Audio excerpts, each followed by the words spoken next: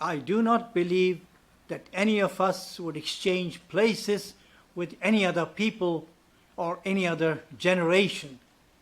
The energy, the faith, the devotion which we bring to this endeavor will light our country and all who serve it, and the glow from that fire can truly light the world. And so, my fellow Pakistanis, ask not what your country can do for you. Ask what you can do for your country. My fellow citizens of the world, ask not what your country can do for you, but what together we can do for the freedom of man.